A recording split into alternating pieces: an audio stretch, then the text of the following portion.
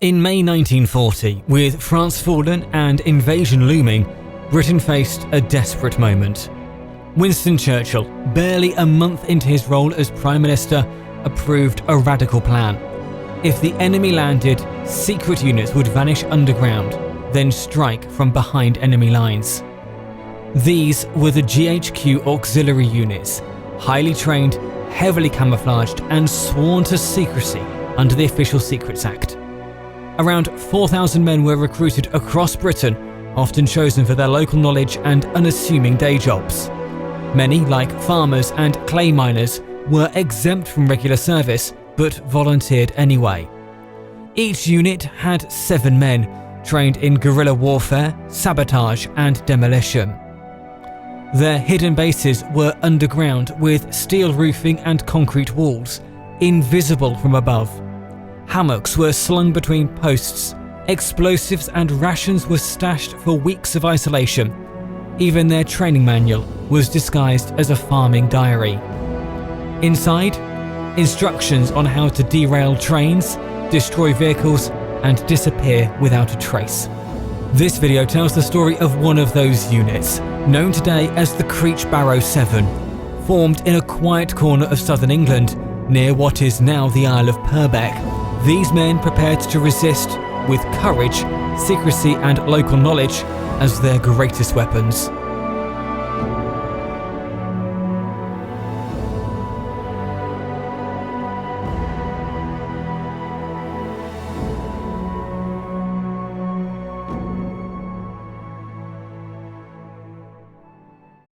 .25.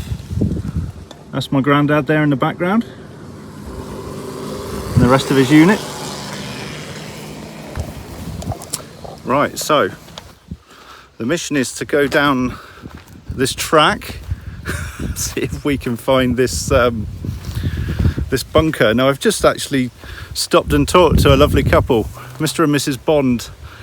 My granddad used to cycle over to their house and do gardening for them. So I saw them walking past. I thought, okay, they look local. I'll stop and have a chat, you know, and see if they know anything about this whole bunker thing. So they were quite interested in it. They obviously knew a thing or two. So a few more nuggets of information that I've got, and they've never been to it, but they seem quite interested. So the hunt continues. We're going to walk down this track, see if we can find this bunker. So here we are. We're actually in the wood, and the bunker is somewhere near here. I haven't found it yet, but I know it's here somewhere. So somebody that has found this bunker has told me roughly how to get to it. Now they have sent a pin or GPS location on Facebook, but I don't have Facebook on my phone, so I can't access that. So I was hoping just to go by verbal instructions basically and see if we can find it, because it's more fun that way, isn't it? So yeah, we're about probably a mile off of the main road down into this woods, and we're in the general area of where this bunker is. So I'm just going to have a little hunt around, see what we can find. So this is what you'll see as you wander down the footpath. All of the main entrances are blocked up, but there is this tiny little doorway left. It does look like sort of stables. I've never seen anything like this. And these are the 2 water butts at the back. Galvanised steel water butts. Metal pipe, looks like an old sort of oil pipe. And these 2 water butts joined together, probably connected to the drainage at some point.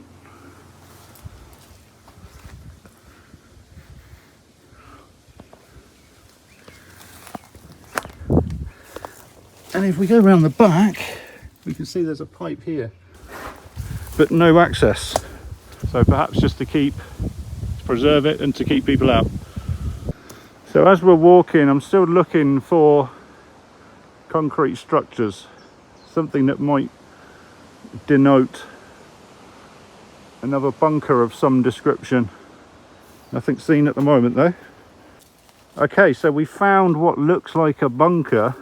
This isn't the main bit, this is just one piece. And there's some remnants of electronics here. Not sure what this is, possibly radio equipment of some description. This has just been left on the top here by somebody. It's nice that people haven't stolen it, and of course we're going to leave it here as well. Maybe somebody watching will be able to identify this from other bunkers and tell us what this electrical equipment is. We can't find a lid, so there's this big concrete slab here. It's about 1 metre wide and it seems to extend this way. In the distance you can see there's another bunker. This is like the main body. So if we go through here,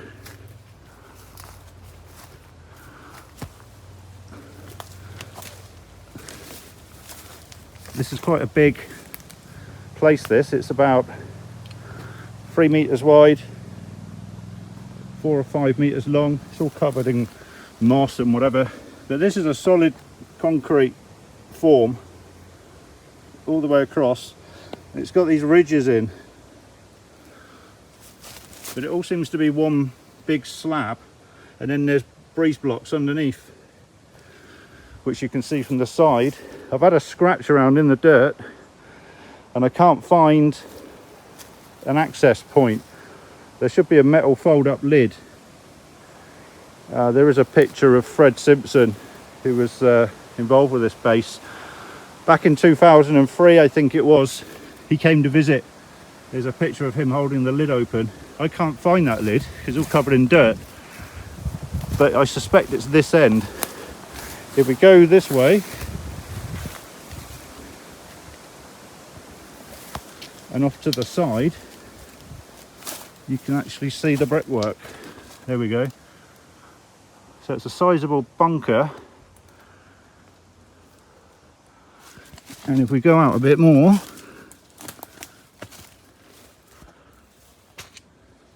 it extends all the way from here, it ramps up. And then that's the high point. And then it extends with the lid on the top all this way. And looking back the other way,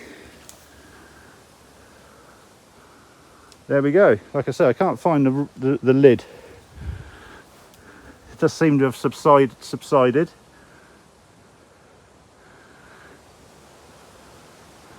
But I suspect this must be it. I wasn't 100% sure, but it's certainly a bunker of some description. And the fact there's radio equipment left on the top is kind of a big giveaway, isn't it? So there's the radio equipment. It extends all the way up there to the main bunker bit here. Okay, so that's Knoll Hill. That's looking south. That's kind of where I grew up, that side of the hill. That's looking west, and that's where we found the bunker in those woods. Some old tractor wheels, metal tractor wheels. It's always weird, isn't it? You wonder what the story is behind how did these end up here? Why did they get left and never picked up? It's very weird. This is literally in the middle of nowhere. We shall continue, see what else we can find. Maybe that wasn't the bunker after all, maybe that was just a decoy. We found this fenced section. I suspect it's for pheasants, although it's not active at the moment. I've seen similar things in other woods where they pheasant pens, but they've normally got pheasant feeders in there. There's nothing at all here. It's not a big area either, so yeah, I'm not sure about that. We can see another wooden footway through there, little bridge, so we'll see what's through the other side of the woods.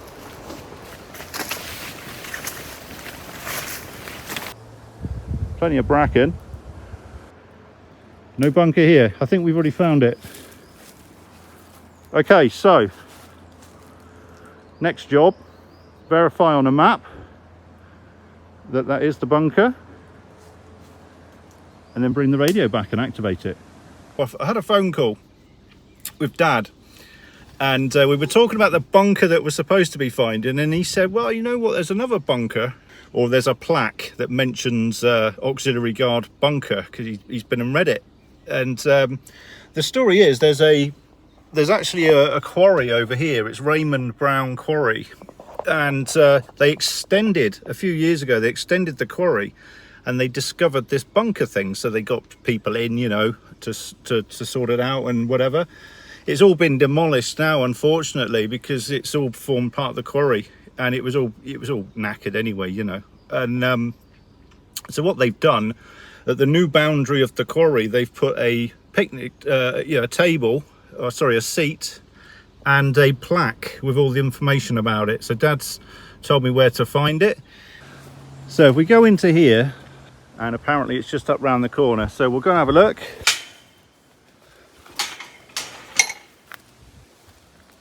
Okay, so we've just walked down this path and come to a bit of a junction. So we'll head left up the hill. And according to Dad, it's just opposite this pylon, telegraph pole, up here somewhere.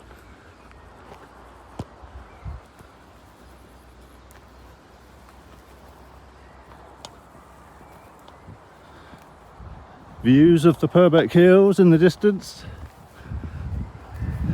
Ah, there we go. Something poking out of the bush.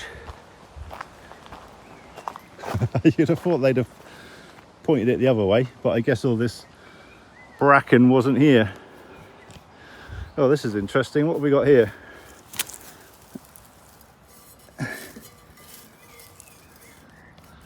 Okay, so that's probably where they've done, so this is a quarry, so this is probably where they've done test drilling or something. I've seen those before in other places. Now, one thing I did read was that these drainage pipes that they've used to mount this on actually came out of the bunker when it was dismantled. Here we go, Vinegar Operational Base. And then we've got loads of photos, look, of when they unearthed it. QR code there if you want to read more. Quite a sizable bunker.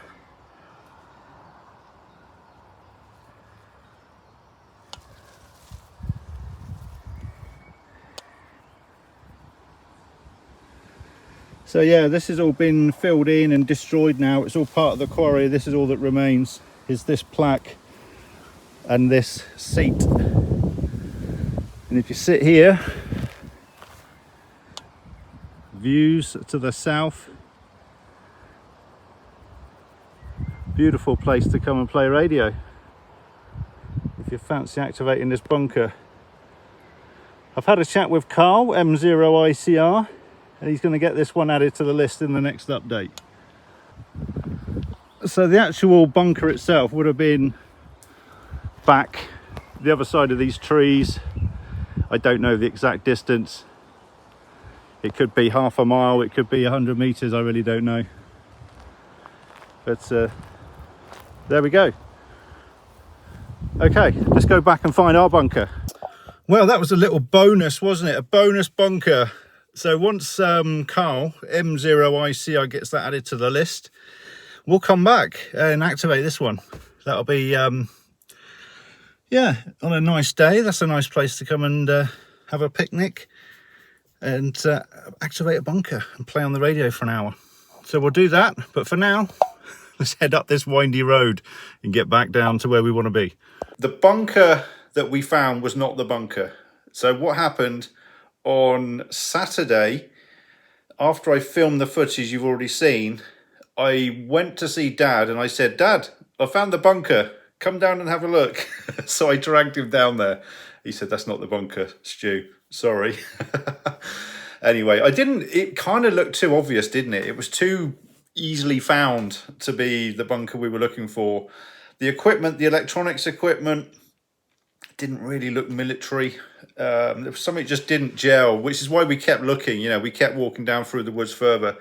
The buildings that we've been looking at, the two buildings, the two with the water butts at the back and what we think was the bunker, or thought was the bunker, it's all part of the clay mine. That's all clay mines down through there, EEC ball clay. It's all mines and quarries around here, so anything that throws you off the scent is probably something to do with a quarry or a mine. So anyway, the first building we found, Dad knew straight away. He said, no, that was an old kind of wheelhouse that they used to wheel the clay up with or something. Obviously long since disused, you know, which is why it's all boarded up. It did look very industrial, didn't it? The water butts looked quite serious, not like a something a farmer would put up, that's for sure. So anyway, up until this point, it's all been a complete wild goose chase. So let's get back into the woods, keep on hunting. Okay, so the elusive bunker does not want to be found. So I messaged the sister-in-law, Hannah. She's actually found it. Her and my brother came and found this 6 months ago, something like that. They weren't 100% sure it was what they thought it was, but I'm pretty sure it is. I've seen a couple of the pictures, and the location ties up with what we've been given. However, she sent me a pin, you know, a GPS location, and it sends me back up this track, which is actually the way I came down.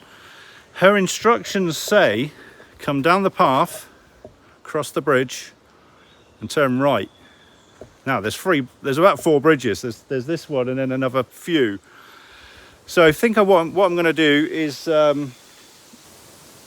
cross this bridge here and double back up past this stream, because the pin that she gave me takes me halfway up this path, which is parallel to this stream here. So what I'm going to do is cross the stream effectively and then double back on the other side to see if it's the other side of the stream. So that's the plan. Cross the bridge, turn right. See if we can find it. This is turning into a nightmare, but they found it, so surely we can too. Okay, I've been for 5 minutes that way and back, haven't found anything. So I think what we'll do now is continue across the next bridge and turn right here and see what we find. So looking here, look, I can see there's a bit of a pathway. Now it could be animals, could be people, who knows. So we'll head on up over there, see what we can find.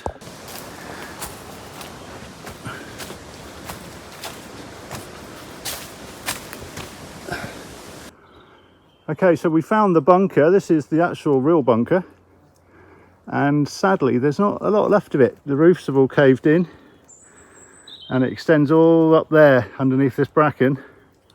Unfortunately there's no roof left, but you can see entrance there, which comes over here.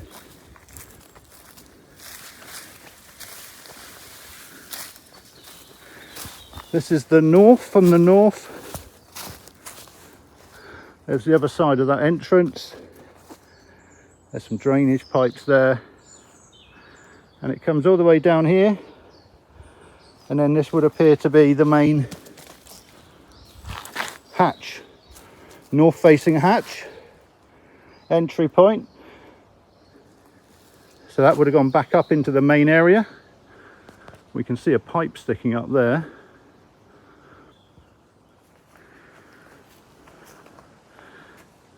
And the getaway tunnel would have been far away at the back there. All overgrown, unfortunately, long forgotten. There does seem to be a fairly well-worn path to here. So it's either animals or some people showing interest, which is great to see. So our plan now,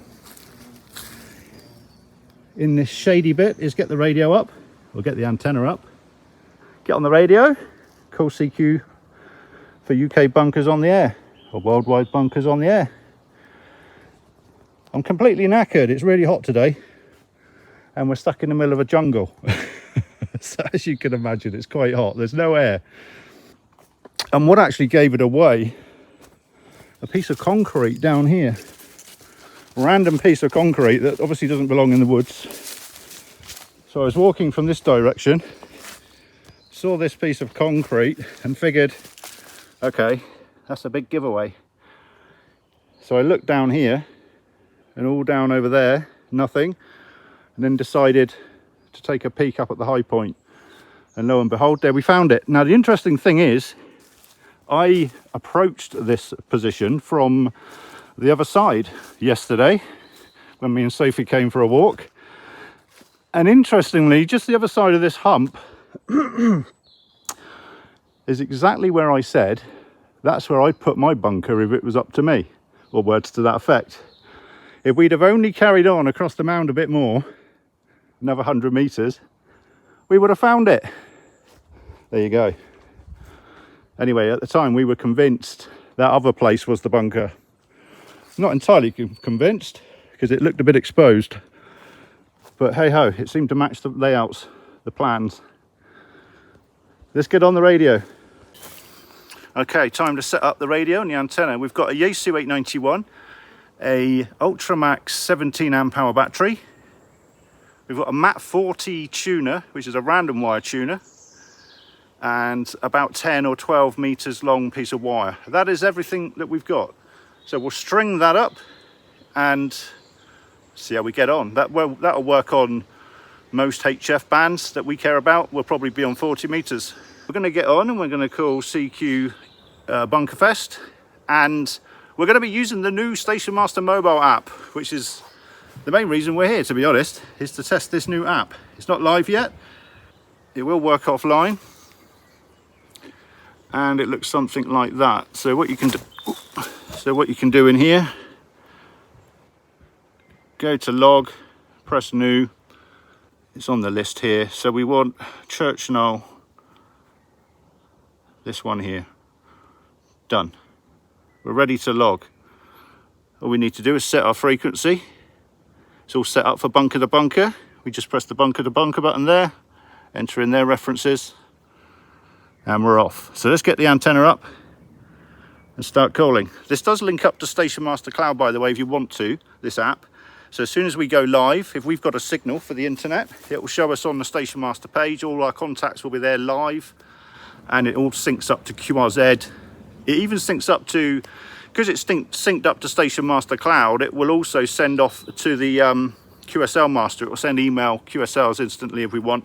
It'll upload to Cloud, Clublog, EQSL, and QRZ.com, all instantly through the Station Master Cloud, just for using the Station Master Go app. Let's get the antenna going. So what we have here is about 10 meters of wire, I think. The random wire tuner, you know, we're only going to use one band probably. So as long as it tunes up on 40, we're not worried about the precise random length for other bands. We're just using it on a single band, nice and simple. For those that don't know, this is the Mat 40 tuner. You have coax on the control cable. You can put a ground on there if you want. We're not going to. We're just going to use the control cable as a counterpoise, and then you connect your main antenna wire on there. If you want to see a full review, go and look at Tech Minds or G5TM, who both have done videos on this.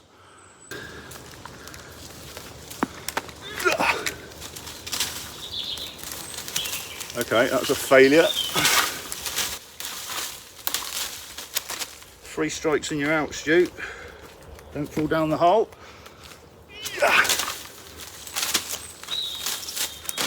2. Almost made it. Right. There we go. Third time's a charm. Really is hot in here. And it's just not working. So, battery, 891, control cable, and then the Mat 40's over there on the mound, and the antenna wire goes up over a tree and back down again to a branch. And I just cannot get the Mat 40 to do anything. Now normally, I've used this loads, you know, but I've mainly used it on an ICOM or a bigger Yaesu. I don't think I've ever tried it with this 891 before, but I know it does work with Yaesu. I'm just not entirely sure which antenna which option you select for tuner. You've got off, ATAS, external, or linear amp. I've tried all of them, none of them work. Anyway, so I've just gone and wiggled everything, double checked all the connections, and let's give it another go. You can watch this time.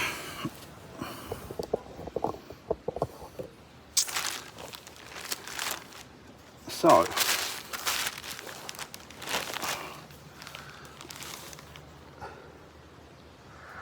We are hearing stations, which is a good sign.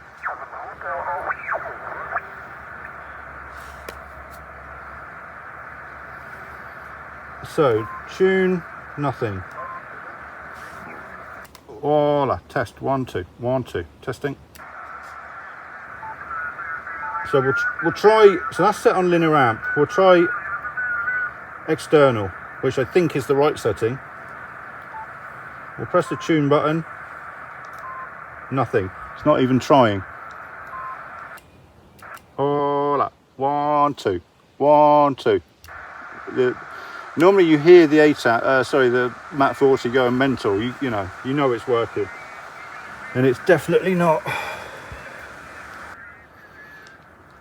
I've even factory reset the rig. Desperate measures. Oh well, it's not working. I've even been on YouTube and watched G5TM. He did a video on this. Unfortunately, he was using a 7300, so that didn't help. Oh well, that gives us. Looks like we've got to come back again. Anyway, we found it. That's the main thing. It's quite strange to think that they would come here and train and plan things out. Whatever it was they used to do. And interestingly, he said he was sworn he couldn't talk about it until even long after the war.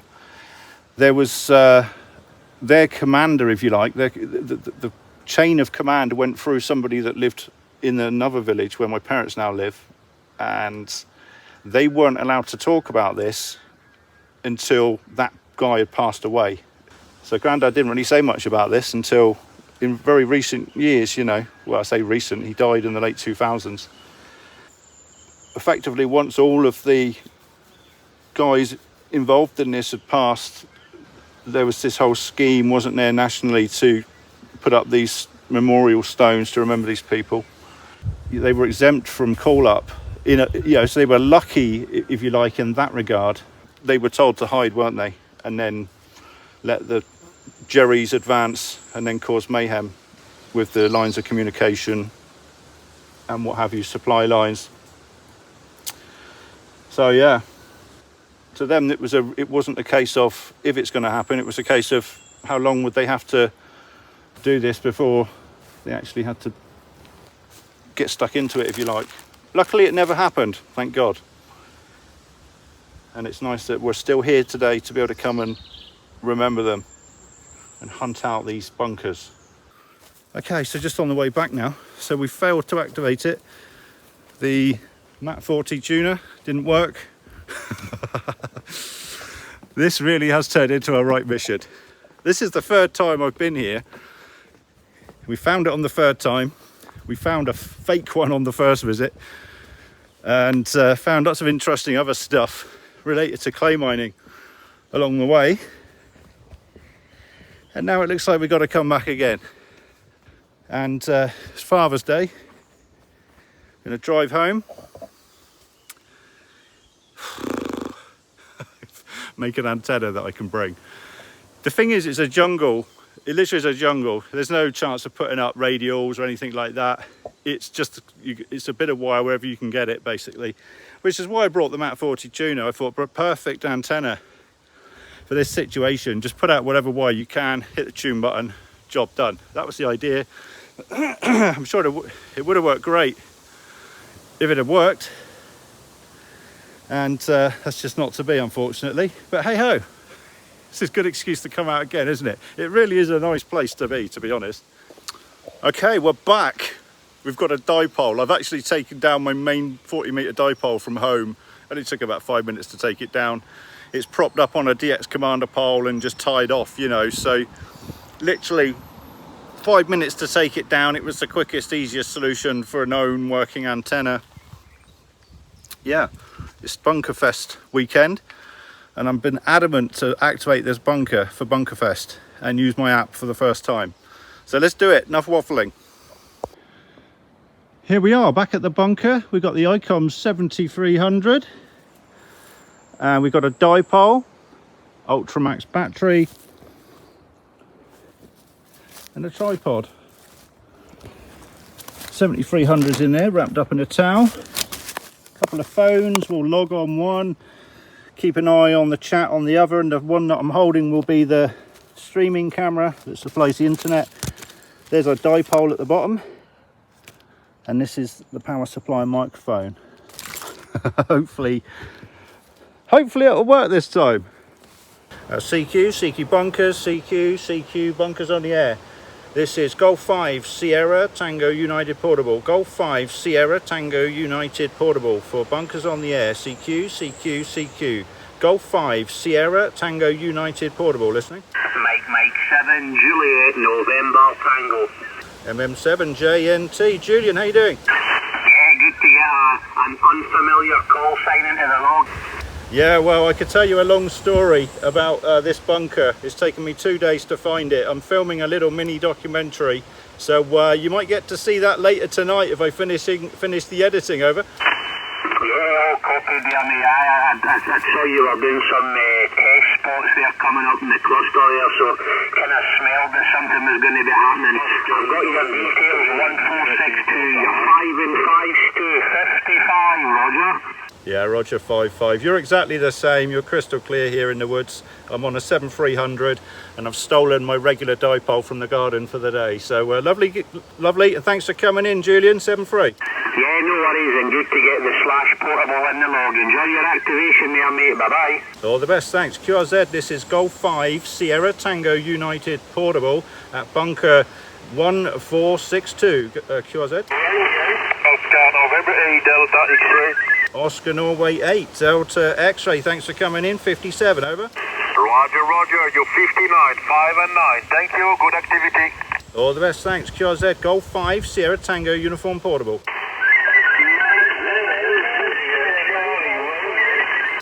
Carl, M0IC India Charlie Radio, isn't it? Let me just check. Yeah, India Charlie Radio.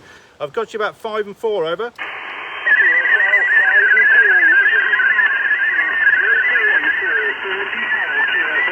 QSL, the 4 and 4, Carl. Great to work you on this first activation, over. Yeah, Roger. All the best, thanks. QRZ, Golf 5 Sierra Tango Uniform Portable, listening. Oscar November 3 Yankee Delta Mike.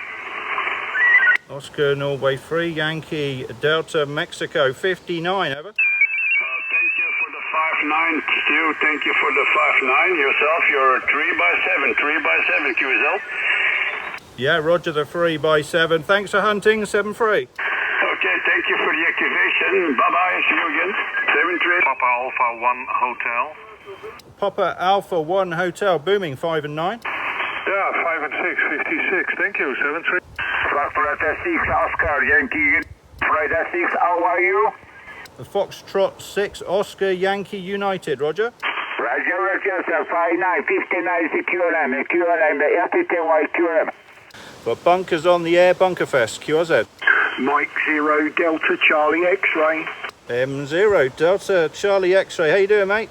Yeah, not too bad. Congratulations for getting that sorted in the end, mate. You're about 5 and 6, 5 and 7, over. Yeah, Roger. It's been a hell of a weekend, mate. I didn't know if I was going to come back this final time. My legs were really hurting. I've done a lot of walking this weekend, and I thought, well, I've come this far. I can't stop now. Yeah, Roger. I have been sort of following you, what you've been doing. I did think you'd given up for today, though, so but great to hear it, and nice to see the mobile app as well, Stu. So a little bit of QSB and some digital going on the same frequency. You dipped to about a 5 and 3, but then straight up, but then we got a bit used to that, and we on 40. Well, I won't hold you, mate. Oscar November 5, Juliet Kilo.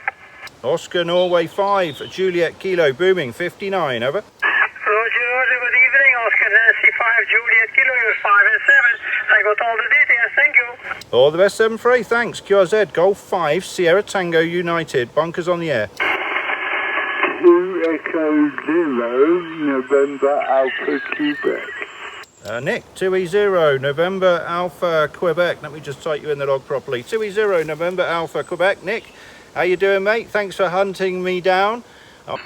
You come for 5 and 8, 5-8. I'm going to get a few in the book here and then get back home, I think. I'm recording this, so I'm going to be making a bit of a video about this whole adventure this weekend. There's been a few bum steers along the way, I can tell you. I've certainly had some exercise, that's for sure.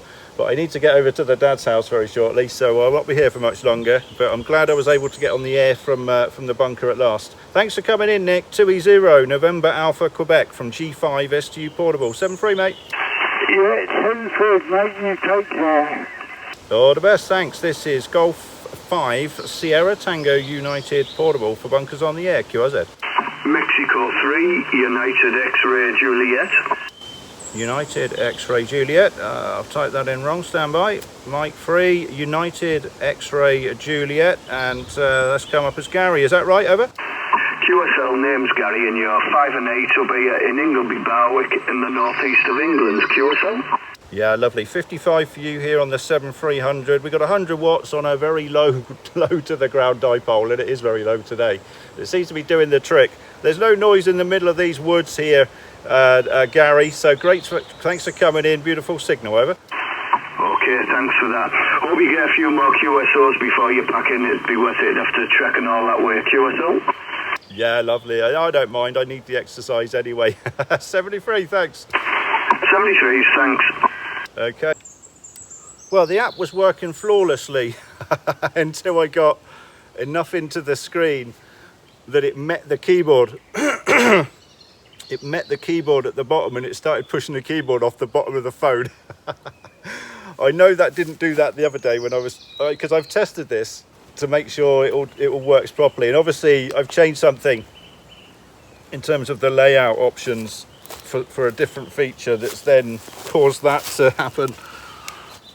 So yeah, I had to I had to start deleting things off the top of the log so I could see the keyboard again. Anyway, we'll get that fixed. That's not a big problem, but it's all fun and games, isn't it? I don't know how many we logged. What I'll do is I'll listen back to this recording and redo the log properly and upload it, etc. But it's been one of those days.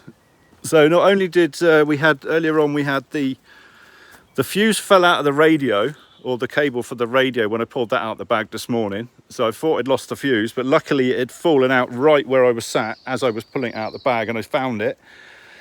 After that, the Yaesu 891 would not work with the Mat 40 tuner. So we had to abandon that session, come back with the dipole this time, everything working brilliantly, and then obviously my logging program that I've just built, I'm beta testing myself, has a bit of a glitch in it. I mean, we could have kept going and worked around that, it's not a problem, but that'll be fixed before it's live, obviously. But that's the whole point of this, not only to find the bunker, but to test the app to destruction, make sure it's ready for other people to use. Obviously it's not quite just yet. Work to do tonight and tomorrow. Anyway, I call that a job done. We found the bunker, we got on the air. I'm not sure if it counts as an activation, but I think we can count that as a good job. And I will come back, once the app's working properly, I'll come back and do a proper activation. However many contacts are supposed to be. I'm not sure actually, is it 25? Can't remember. Anyway, I'm just happy to be here. The former bunker of my granddad and colleagues. So thanks for watching. It's been a nice journey. It's been a fun weekend actually for me. Obviously the family connection. I spent some time with Dad. It's actually Father's Day today as well, so I'll be going over to see Dad later today.